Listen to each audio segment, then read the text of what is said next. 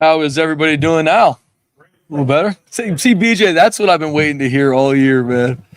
But I appreciate you guys. I mean, I was, talking to BJ, like there's, a lot of guys travel to our games and you guys work your tail off to report and share our team story. And I want all you guys to know that I'm very thankful for it. Like these young men have been working their tails off and they deserve it. So I appreciate you guys a ton taking the time. I'm, fired up to be 1-0. And thank you, Jesus. To God be the glory. It feels good to be 1-0. We haven't been 1-0 in a couple of years. And now it's how do we grow from week 1 to week 2? The best teams find a way to grow from week 1 to week 2. Week 1 in college football is crazy, right? There's a lot of unknowns on either side. What a team's going to do, what a team's not going to do, what's their personnel going to look like. Now everybody's got a game that you can evaluate and look at, and the best teams will get better and improve in all three phases from week 1 to week 2. But I'm proud of our team. And I got to give a shout out to Coach Hilgard, our strength coach, Sam Wade, our team dietitian. I mean, our team was prepared, strong, fast, ready. I mean, even with the elements, the heat, the humidity, Sam Wade and her staff did a great job from the hydration. What is Garrett Hawley in our training room, making sure we're on point with it takes an entire operation and team to win games and even operate. And they did a great job. Charlotte Siegel in regards to the whole plan of getting down there a day early, the hotels and everything it took, Keaton Davis. So there's a lot of guys and a lot of people that make this whole operation go, you guys being a part of it. So got to give those guys a shout out. I'm proud of our team battling. Obviously, like we talked about at the end of the game, there's a lot to improve and grow in, and that's the exciting thing about college football is we got another opportunity come this Saturday. But proud of how our team battled. We got punched in the mouth a couple times and responded, and that's college football. And that's what we need to do, and that's Boise State is how can we respond to that. Starting the offensive side, obviously very proud of what we did, and there's still stuff to grow in even offensively, but proud of how our guys operated, executed. I mean, Ashton Genty, I can't say enough good things about who he is as a young man. I think he was on full display. He's the best player in the country, and I'll say that because he deserves it and how he works, how he leads, and how he handles his business. Sire Gaines is a true freshman running back that nobody knew about till Saturday. Now everybody knows about. Once again, he deserves it because of how he works, and he's only going to continue to get better. Our offensive line, Coach Keene, did a phenomenal job with the plan. I mean, Maddox had a really good pocket from the majority of the day. No sacks, testament to the plan. And it was not for lack of pressure coming at him. They did a great job picking a lot of those looks up. Coach Potter and his run game plan, I mean, an explosive run game attack. And there's a lot of times, obviously, Ashton, Sy did a great job breaking tons of tackles, but there were some really good holes for those guys to run through too, and that's a testament to the plan. And then even our receivers, man, I mean, Latrell Caples, Cam Camper, to name two, I mean, they blocked their tails off. And when the biggest moments came, they made big-time catches for our team. And we had a lot of guys doing that stepped up major way. Chris Marshall had his first catch as a Boise State Bronco. Ben Ford had a big time third down catch. Austin Bolt recovered that fumble from Sire Gaines. It would have been a huge momentum change. Those are the things that how you win as a team. Maybe it's not the stat line, but it's things that highlight for our team to be able to do some really good things. On the flip side, defensively, started fast, which I'm very proud of our defense starting fast. We haven't started fast going back to last season, but now it's just the consistency we play with. We got to grow in. And the thing about playing defense, you can't take points off the board. You can't have a lull in eye control or communication or execution because those are points you can't take off the board. And we got to continue to grow. Way too inconsistent on Saturday. I think everybody understands that. And I know our defensive staff, Coach Chin's the defensive staff, we have the answers. We know what needs to get fixed, and we're going to continue to work our tail off to do so. It's just the consistency in all three levels of defense that we got to play with. There's some guys that took a big step on Saturday, and they're going to continue to play more and be highlighted. And we're going to continue to turn the heat up in regards to competition on our defense to make sure the best 11 play and are consistent in everything they do. And so I know our guys are excited to continue to grow from week 1 to week 2. And like I tell our team, it's not about perfection. It's about growth. And are you doing that? Everybody wants to play the way we all want them to on Saturday night when the nation's watching. Are they going to do it Monday night tonight at practice? Are they going to be in here early watching film? There's already guys in those meeting room watching film on Oregon as we continue to move forward. That's what matters to me, and that's my message to our team is we're going to grow from week 1 to week 2, and there's going to be specific things in all three phases. But I'm fired up of how our team battled. And the last thing defensively is there's a lot of missed opportunities in regards to takeaways. Four forced fumbles and only able to get one. Fired up that we're creating them. Now we got to get more than one of those forced fumbles. In regards to interceptions, we had 2 or 3 different opportunities. The ball's in the air. We have to come down with that. We have to take the ball away. We were even in regards to turnover margin, and we got to make sure we work to get that fixed. Special teams wise, I got to give a shout out to Jonah Dalmas. I mean, now he's the Mountain West all-time scorer. No one more deserving than Jonah Dalmas. No one more deserving than Jonah. I mean, you talk about a young man who comes back for his senior year, could have gone to the NFL, comes back for his senior year to continue to help lead his team in all phases, not just in regards to what he needs to do in all phases.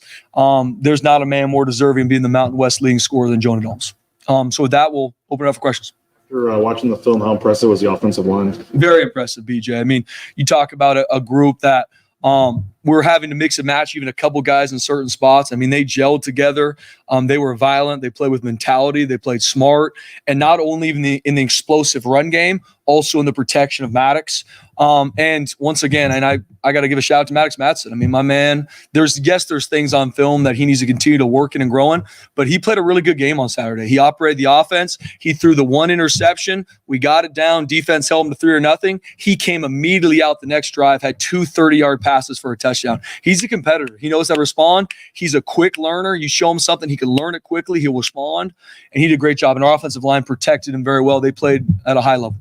Was that the plan after Mad Dog threw that pick? Like, hey, it's go time. We're not going to – because you have this safety net in Ashton, and you come right back with those 2 huge splash plays. Was that the plan? Well, I think throughout a game, Johnny, plans change, right? But we trust Maddox. Coach Koetter trusts him. I trust him.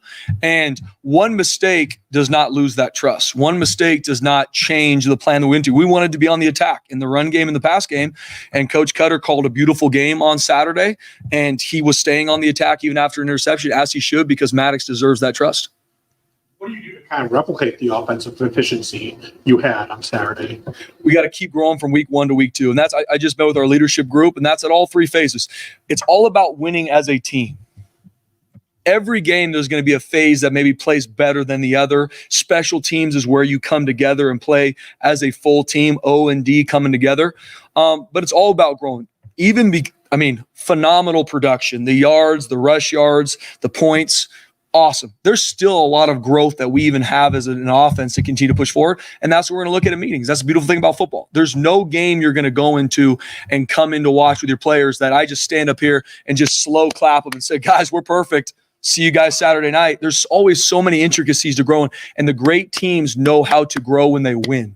Not just, oh, we lost, we got punched in the mouth, now we're pissed off, and now we got to grow. The best teams learn from wins, and we need to be one of those teams that learn from a win. Saturday, you're going to see a quarterback that you faced before. Oh, yeah.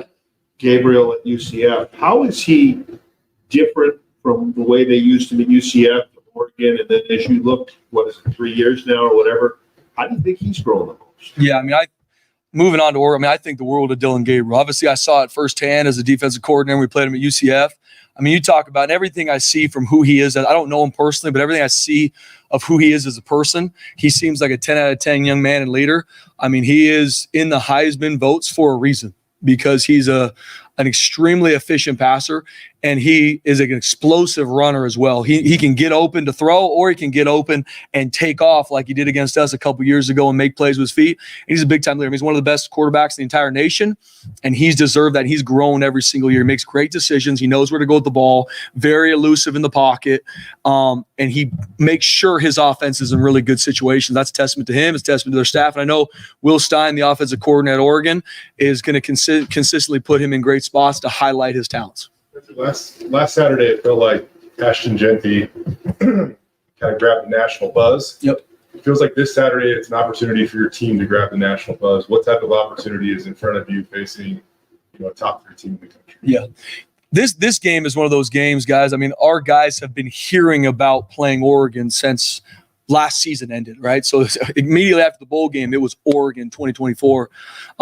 And that's college football. That's why you come to Boise State, to have an opportunity to play these games, to play a top 5 opponent on the road.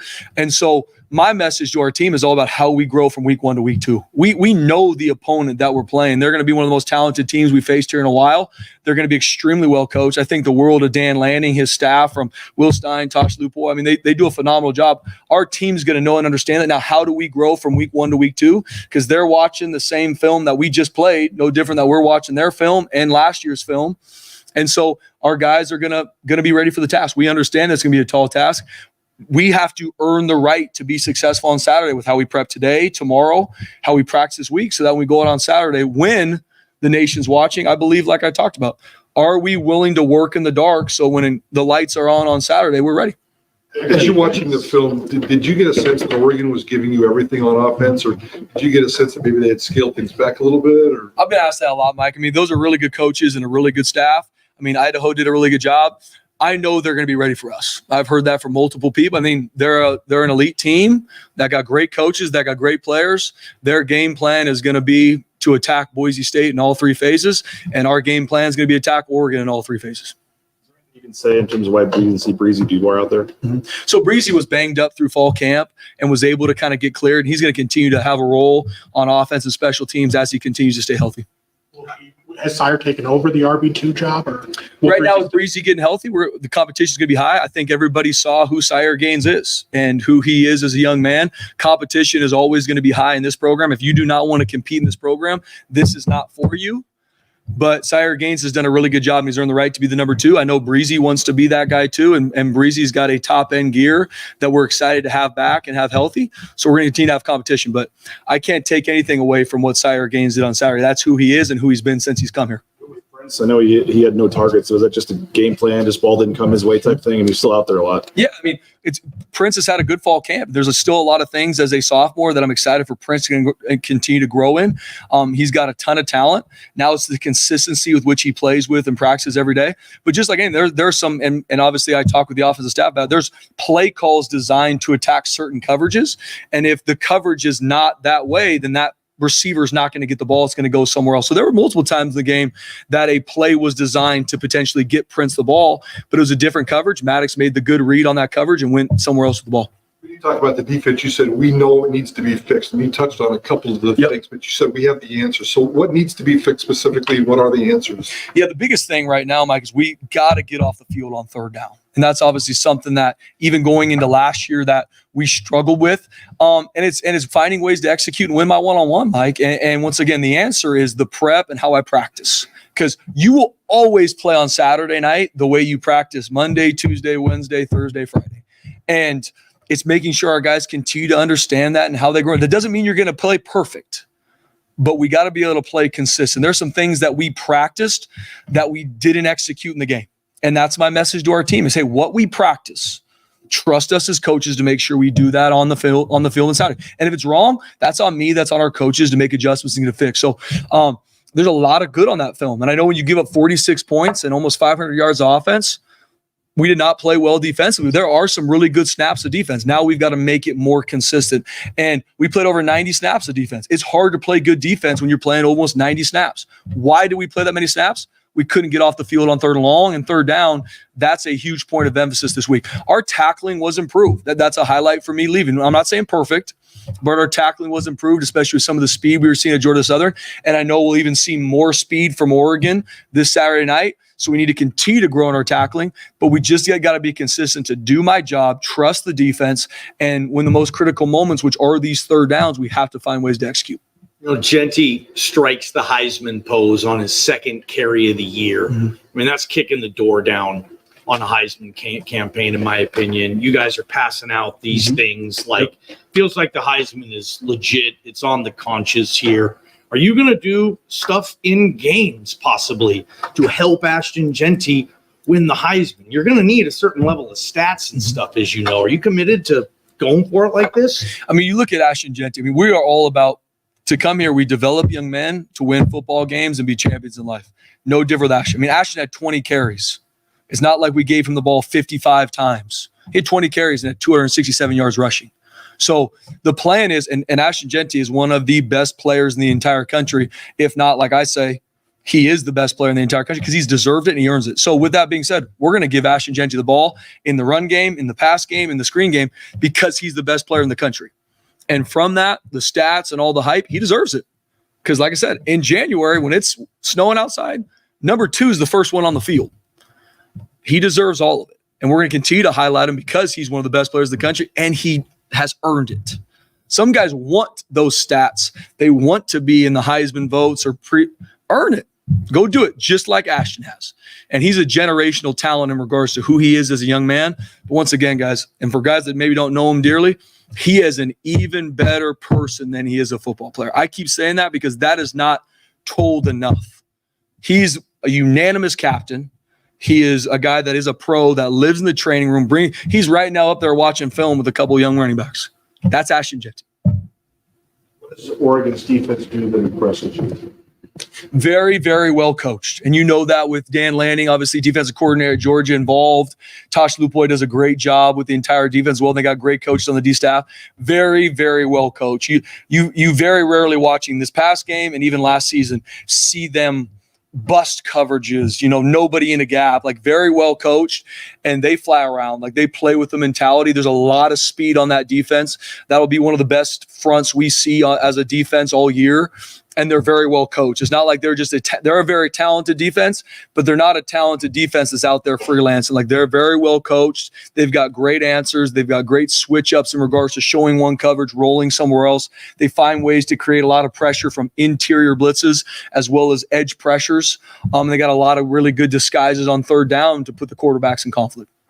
Zion Washington play, and how does he continue to kind of progress to take a starting spot? Yeah, Zion did some good things on Saturday and has to play more consistent. There were some good snaps that he played, and there were some snaps that he's got to improve on for our defense to be successful. And I'd say that with a couple different guys in our defense, BJ, where there were some good things they did. Now it's how do we grow from week 1 to week 2? I need you to be consistent every single down, and he has the ability to do it. Now he's just got to practice to make sure he is consistent every snap.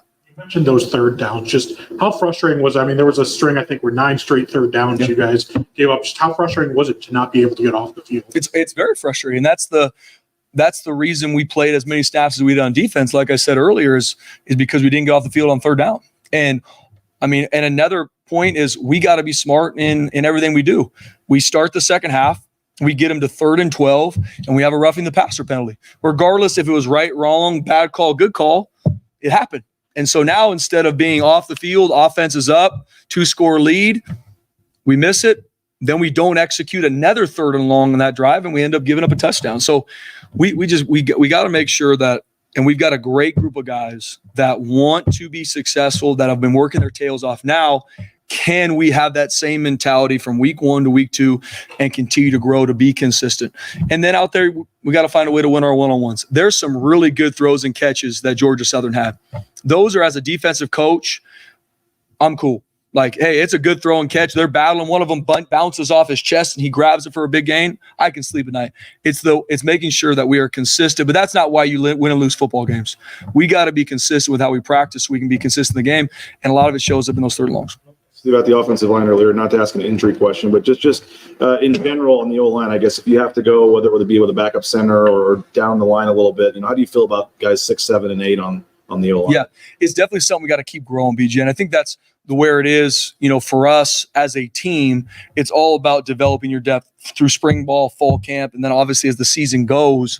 So we're always looking. Coach Keene does a good job moving guys around, making sure guys are getting reps, not only in game, but in practice, because we're going to need to make sure 6, 7, and 8 are ready to play, because we're going to need them. If it's this Saturday, if it's 2 Saturdays from now, we're going to need them. And so developing that depth is going to be huge, BJ. The defense on this past game, you said, we started strong and kind of fell off as the game went on. Do you know why that was? Was it just the heat, or was there another reason for that fall off? Yeah, as a coach, you're always looking to see why there's inconsistencies. And football is a game of momentum. And I've heard some coaches, well, we don't believe that it is a game of momentum. If I believe it or not, it is a game of momentum. But momentum is created through execution. So if someone executes a play, scores a touchdown, does something good, they gain momentum. And so to gain momentum back, execute. Focus on the execution, which comes down to focusing on my fundamentals and my techniques. And so as a team, there were times that when momentum started to shift, we executed and were able to get momentum back to stay in the fight and keep swinging. There were times that we didn't.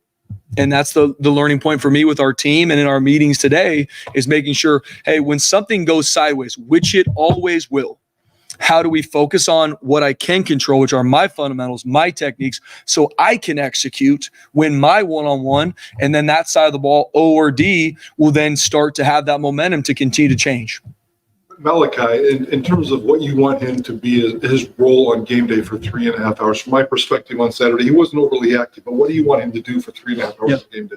It's one of those things, Mike, as a backup quarterback, through all week, he's getting tons of reps because he's one play away from going in. He's one play away from going in against Oregon, and where our entire family is counting on him going in there to lead our team to victory.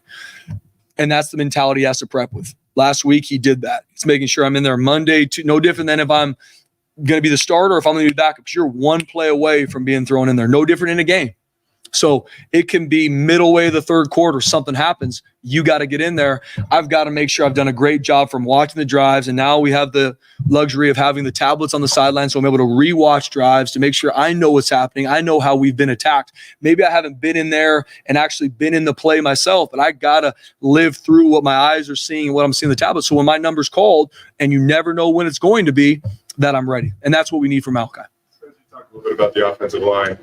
Ashton averaged like something like 8 yards a carry after contact, but he also averaged almost 5.5 yards per carry before contact. Which number's more absurd? Both. I mean, it's one of those. I mean, both of them are a testament to Ashton, our tailback Sayer, and our offensive line. I mean, the plan put into place from Coach Potter, Coach Koetter in regards to our run game, I think was, a phenomenal plan. They did a great job fine-tuning it to make sure we were on the attack and a great mix-up of looks, formations. And from an execution and fundamentals, our offensive line, I mean, you can see some of these holes created for our tailbacks to run through, and that's a testament to the plan. That's a testament to our players. And then Ash and Cy doing the rest. I mean, you talk about – there's some watching it live and then watching the game on the plane and then watching it again yesterday. I mean, it's both sides. I can't say enough good things about our offensive line. And another name that I don't think I did a good job highlighting earlier is Matt Lauder. I mean, my man blocked his tail off, had one of the biggest catches in the game to end the game. And there's a lot of times where he's open, but the read has Maddox going somewhere else, and it's a great throw and catch. But Matt Lauder's a guy that he is only going to continue to come more strong on the scene, and he deserves it. I mean, Matt Lauder's a matchup nightmare for defenses. His time's coming in regards to the amount of catch he's going to get. But you talk about some of the unselfish blocks. No different than our receiver room. I mean, Latrell Caples is blocking his absolute tail off. Cam Camper, Chris Marshall, Austin Bolt, Prince Straw. I mean, these guys are blocking their tails off. Once again, win and lose as a team. Back to those tablets. How did it work, and how did it change the game for you, including the helmet communication? Yeah, it's new technology. The positive with the tablets, we were able to use them in the bowl game, so it wasn't a brand new thing for our staff to be able to deal with the tablets.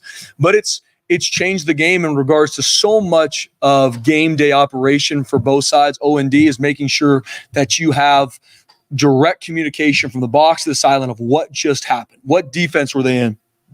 What front were they in? What was the pass concept? And making sure you're getting drawn up. That's changed now. Because now you go right to play 2 that was an explosive pass and see what was wrong. Or you go right to play 3 where a blitz hit and you're like, oh, this is what happened. The right tackle missed, whatever it was. So it's changed the game in regards to some of those things, Mike. But then just like anything, making sure that too much information for players can also make them play slow. So for us as a staff is making sure what we show them, hey, these are the 1 or 2 things, because I'm a firm believer, don't overcoach them on Saturday. They've put the work in all week, cut them loose, let them play fast. Yes, make changes, adapt, but you can't overcoach them on Saturday night. Make changes, but it's us making sure we know that fine balance from all the information you get from the tablets to the coach to player, but these guys got to go cut it loose.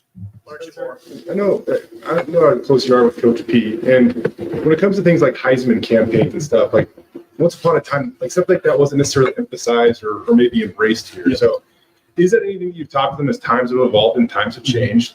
Is that anything you've talked to them about? And then one way or the other, why are you so eager or not eager, but why are you willing, I guess, to lean into it? Yeah. I mean, Coach Pete, I make no bones about it. He's a huge mentor of mine. I mean, we talked yesterday, and our conversations are, he's just such a great soundboard for me from everything to player development, to schedule, to no different week to week. Like, I'm such a firm believer in messaging. I believe that being on the same page from a message standpoint matters. So if I'm talking to a player and telling him the things that I'm excited for him to grow in or all 3 phases, I got to make sure our coaches are using the same language, because then language is a force multiplier when our players are surrounded by it, and making sure the messaging is right and the right way to say things. Because whenever I speak to our team, I take a lot of time and focus on what the message is, because you only have so much time to be able to speak to these young men's life, and you have to make sure you land the punch.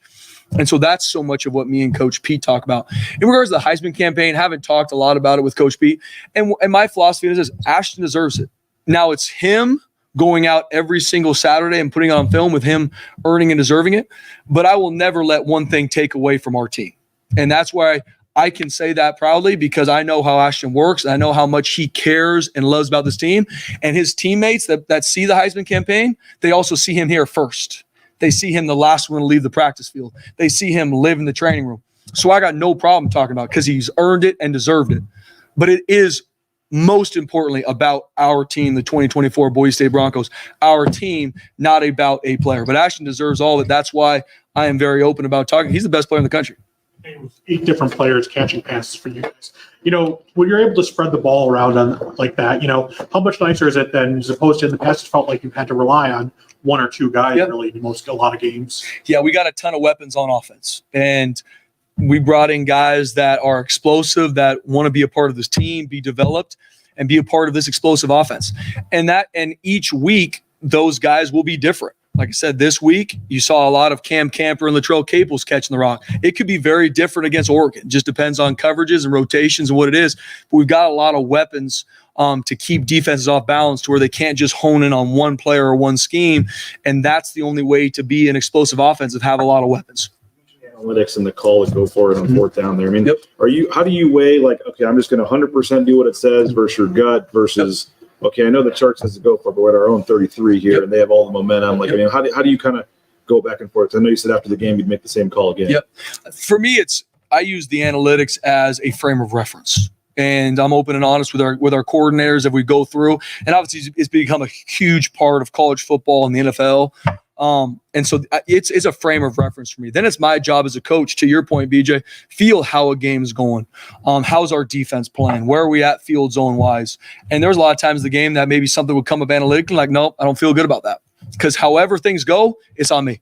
And that's my job as a head coach, to look at and feel, and looking at those situations, especially the 2 4th downs we didn't get, looking at the situations where it was, that was my plan going in. And as a coach, regardless what happens in the play, you got to make sure you're prepped and feeling the game and how a game's going. No matter how it goes, I'm going to still make the same choice again. It's easy for someone, I wouldn't go for it after you don't get it. That's easy to talk through those things. For me, I knew going in with these certain situations how the game went, especially the one where we were 4th and 6, the wind was blowing. I knew that was an opportunity for us to go for it. We didn't get it, which we need to make sure we execute those 4th downs going forward. But we're going to be on the attack, and we're going to have a plan going into each game. But it will change each game. Changes how a game flow goes, to your point, BJ, because at the end of the day, it's from the analytics, but it is on my gut to make sure where are we at as a team, and is this a smart decision to make? Ashton, when he's over 260 yards in 90+ degree weather, and he just busts out a 75-yard touchdown, it looks like he goes down for a second. What's in your mind as you're going there? And then eventually it turned into laughs because he didn't want to eat applesauce or something. Yeah. I mean, when I see him take off, I could tell you when I was running, I'm like, he's probably cramping as he's running. And as he dived in the end zone, I always try and catch up with him. I'm at least 40 yards behind him, trying to make sure I don't pull a hamstring on my way to go chase him. But as I get to him, he's staring up at me, just smiling. He's like, Coach, I'm cramping all over. I'm like, hey, sit there for a sec, breathe. Great job, by the way. Great job, man. Proud of you. But he's a warrior. This young man, he trains like it. He everything he does, he's a warrior. He deserves everything he's hearing and everyone's talking about. That young man deserves it. He eats applesauce, yes. And I told him, whatever you want, I'll go to the store right now if I got to. My wife can get Uber Eats from the stadium. We'll bring it in tonight. All right. Thank you. Appreciate it, fellas. Thanks, guys.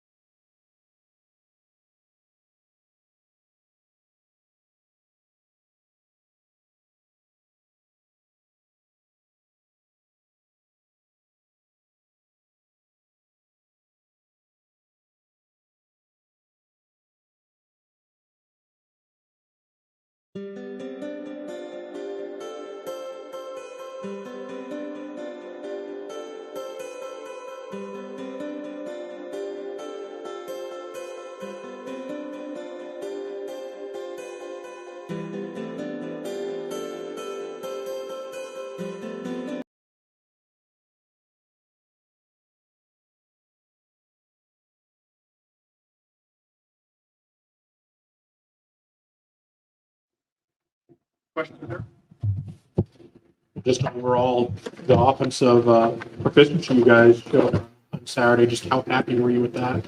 Yeah, I'm happy that we got the win, and yeah, I mean, a lot of things we did well, but plenty to work on. Practice, but to see him come into a game and do that, just how impressive was that? It was impressive, not surprising, but impressive. Yeah. Is the chance to coach Genty part of the reason you came back? I've been fortunate to coach some really good backs, and Fred Taylor, Maurice Jones-Drew, Steven Jackson, Michael Turner. So I've been around some good ones, and he fits right in that group. You said there's plenty to work on, Dirk. Where's your priority list start? Well, I don't need to announce that to the general public, but let's just say we didn't play a perfect game by any means. I mean, we got plenty we can get better at. The offensive line, some of the holes they were creating for Genty, and then I don't even know if Maddox got touched. I mean, how impressive was the O-line? The O-line played well. Like we blocked overall really well, not just the O-line, but our tight ends and wide receivers really blocked well. Matt Lauder, for not getting very many balls thrown his way, he blocked his tail off. But all of our guys, Latrell Caples on the perimeter, and obviously everything starts with the O-line, pass pro and run blocking. So those guys, that was a good start for those guys for sure. The depth in the receiver room was pretty evident on Saturday. Mm-hmm. 8 different guys catching passes.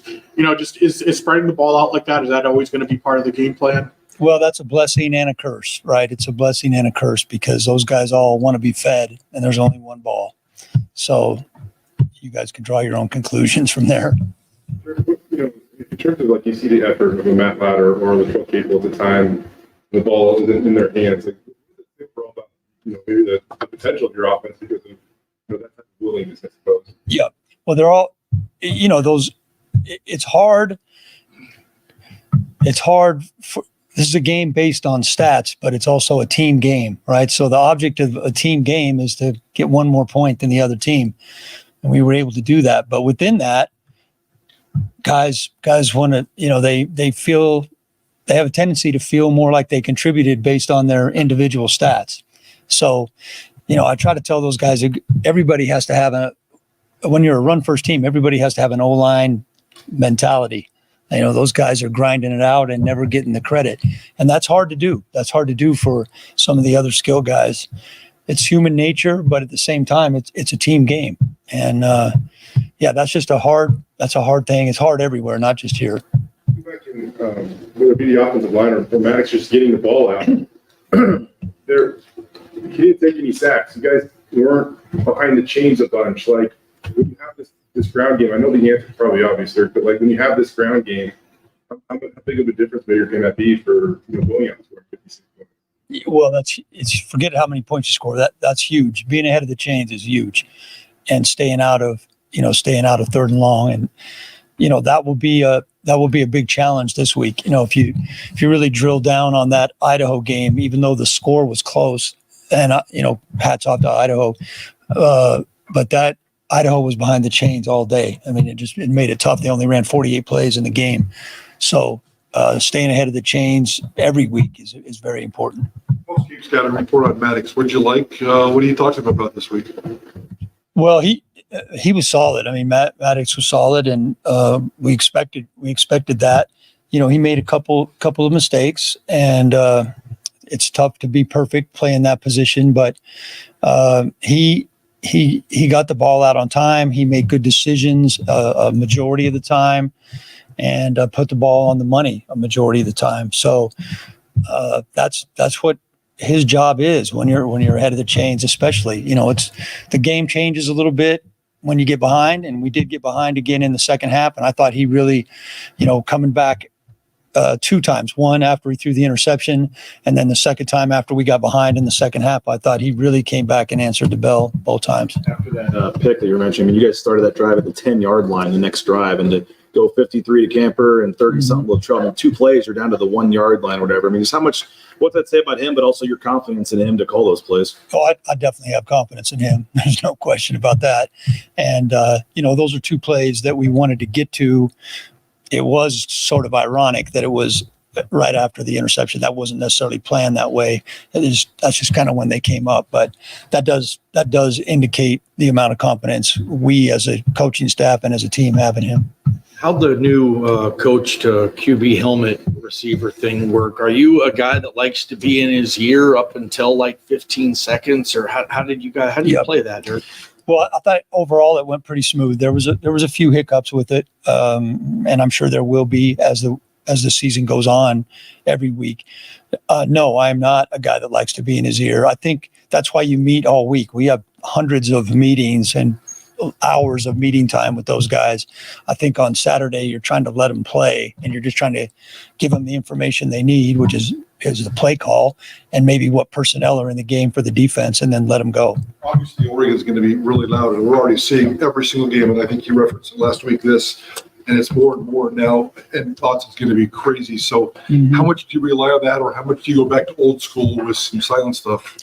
We have both. We have both ready to go, and I think you have to have, those headset things could go out at any minute. So you still have to have all your old school signals and all that stuff ready. You are seeing every quarterback, really. It didn't matter how full the stadiums were, and that surprised me because you really don't see that much in the NFL. So that sort of surprised me. We are working on a couple things technology wise. This is new, and our people that handle that are working on a couple other options that are over my head, but they're working on it. Is it as simple as a volume button? It's along those lines, yes. I mean, supposedly we were close to the max on that, but they're playing around with it. They're working on it. With Ashton's day, it almost felt like Sire's game was, one of the more 100-yard under the radar performance debuts I've ever seen. Just how good can he be for you guys? No, he's good. I mean, he's good for sure. And, we got another good one in Breezy sitting there too. Breezy missed a lot of time leading up to this game. So I think his usage will go up in the future as well. But, Ashton can only go so much. So you've got to have that next guy ready to go. And we're pretty deep at that position. Easy at all this past weekend. Just how close is he to get back on the field? Yeah, he's real close. Yeah, he's real close. Dirk, Nick Saban said on national television he tried to hire you multiple times as his OC and couldn't get it. What was the first time he approached you? Where were you in your career at that point? Yeah, I think he was being kind of generous when he said that. I don't know where that came from, but that was. I don't know where all that came from, but I'll just leave that be. There wasn't too many times, but maybe some. There's at least one in there. All right, thank you. Yep.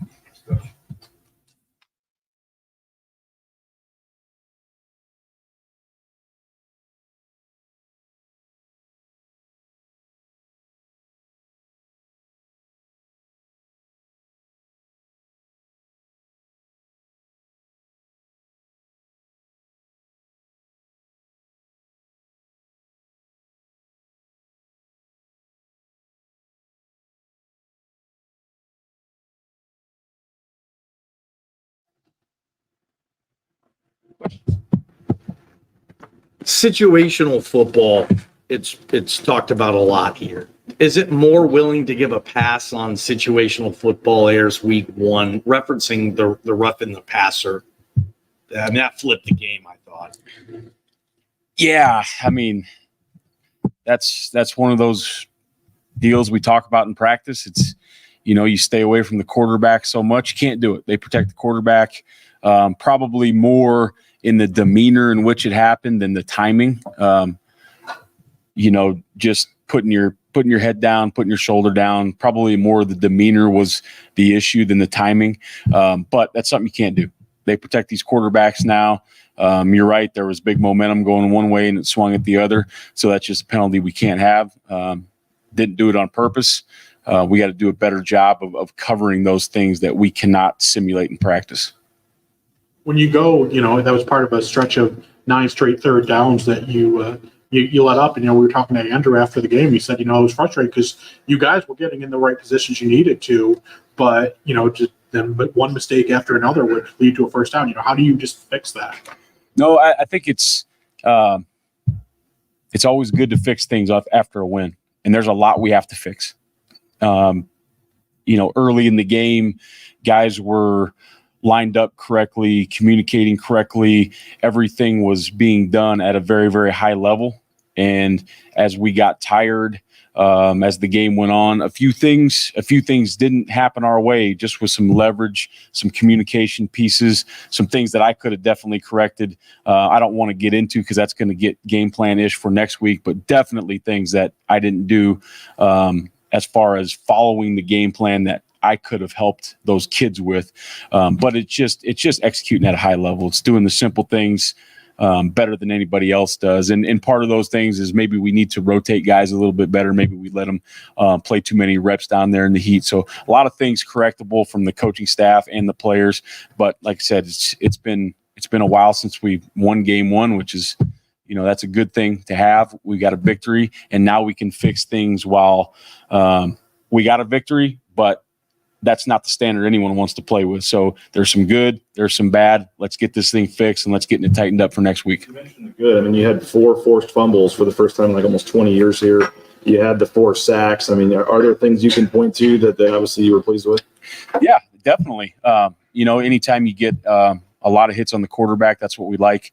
The sacks, the good on the sacks. You got 4 sacks, probably a 5th. We accepted the penalty. And then there was 2 or 3 left out there that we could have had. The forced fumbles, the ball searches were unbelievable. The kids were very ball aware. They did a great job with that. We need to get some of those footballs now. A couple of them bounced not the way we wanted them to. A couple of those we could have hustled to the ball a little quicker and probably got them. And then there were some balls out there that I thought could have been interceptions. So you're very close to those takeaways, which we've worked very hard on, but we all know close don't count in football. So now we're getting those balls out and getting our hands on some passes. We need to find a way to finish that deal. A lot of 4 fumble recoveries just seems like a weird number. Like what's the what's average? What's standard in terms of you force a fumble in terms of like I know you want to get them all back, but I mean I don't know what the average is. If the ball's on the ground, it's our ball.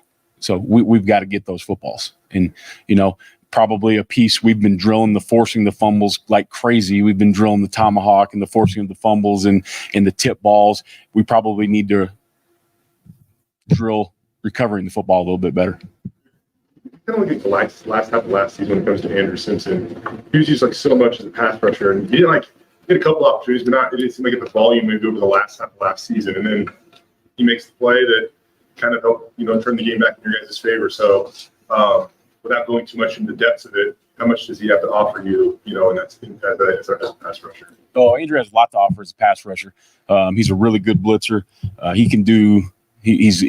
He's very slippery. He can do a lot of great things in the pass rush. Some of the things that Georgia Southern did, they're a really good offensive football team. Their coaching staff did a really good job. So we needed to free up an extra player on some of those perimeter screens and those kind of things. So that kept him out of it a little bit. But he offers a ton as a pass rusher. And like you guys saw, a couple opportunities he got in there, he made the most of them. How big was that last one, where he was able to force that fumble? I think that's huge. Anytime you can, number one, pressure a quarterback into making a bad throw, pressure a quarterback and get a hit on a quarterback. And then, he got the trifecta. He pressured it, he got the sack, and he got the strip. We just need to clean that ball up and get that thing going the other way. It was a point this weekend. Georgia Southern had all the momentum. It's 28-9 and it's 30-28. What can you do as a coach to switch that momentum back to you guys and make a stop? Yeah, I think, and that's what I'm talking about. There was a few things within the game plan that it was going so well in our favor, like you had just mentioned. And it's happened to me before where we've, followed it to a T, and we've screwed the guys up a little bit because they were playing the other stuff so well. Probably should have gotten to another mode a little earlier, which once again, I don't want to really discuss because that's going to get into game plan stuff for next week, but I could have done a better job of getting those guys into a little better mode earlier.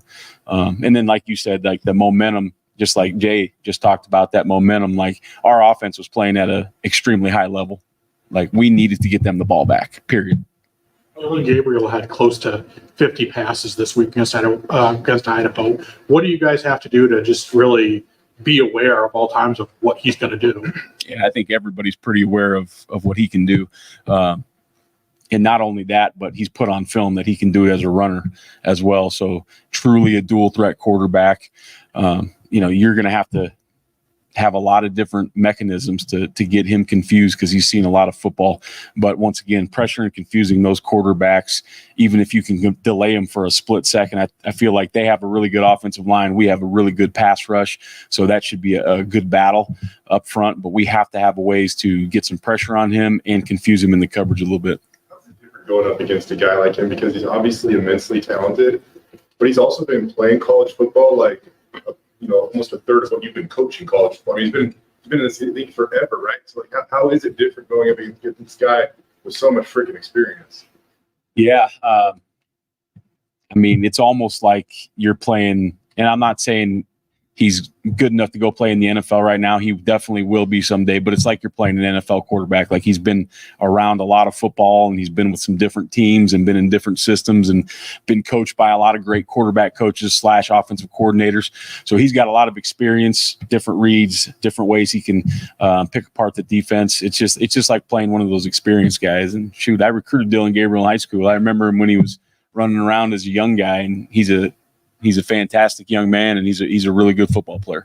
So, I don't know. When was the last time you guys talked, I guess, or anything like that? Last time I saw him, spring recruiting in Hawaii, him, Mackenzie Milton, and Vi Malapai all came, and we had a little lunch together before I knew he was going to transfer to Oregon. We were going to have to play him. So. You're talking about the pass rush, but how do you think the interior of the D-line did during getting Georgia Southern? Yeah, I think pretty good. Braxton had a few pressures and a few hits. Michael Madre got in the end of the game and hit the quarterback a little bit.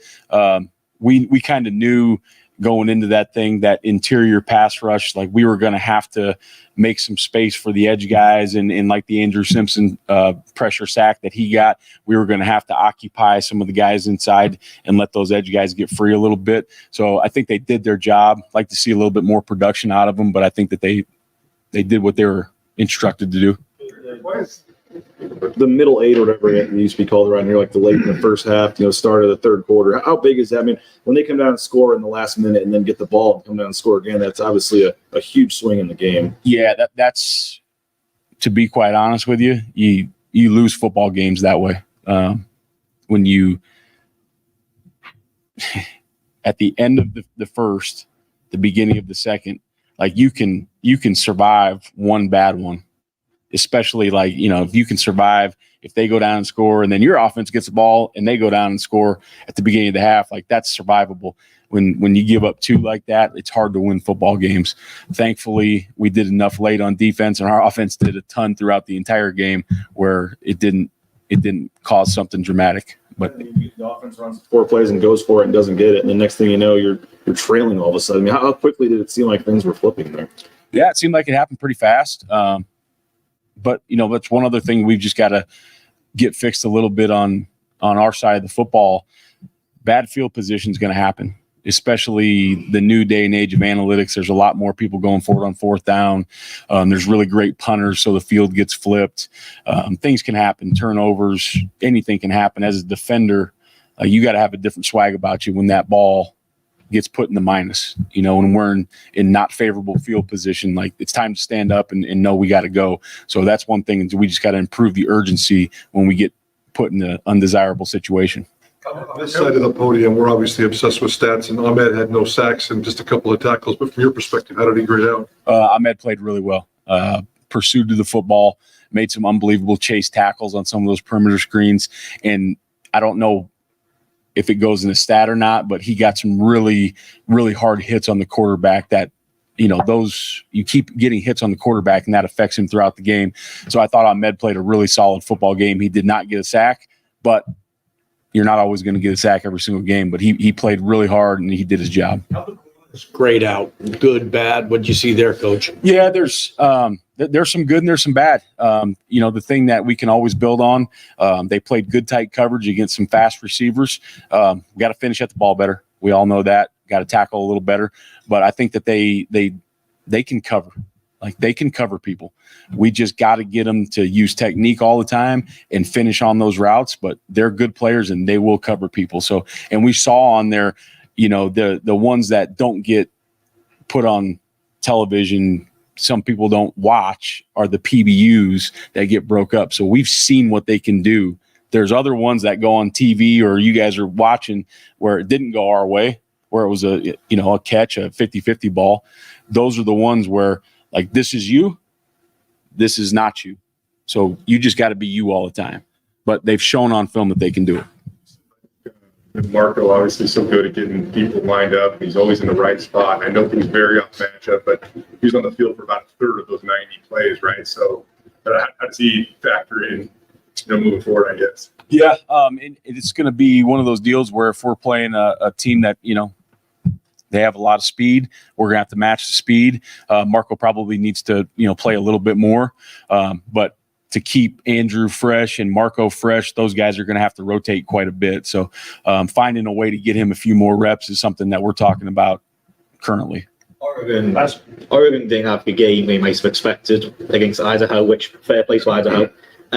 But are you expecting a reaction out of them? And do you have to prepare for an early reaction, or is there anything specific you do going into this next game? Yeah, we have to get better.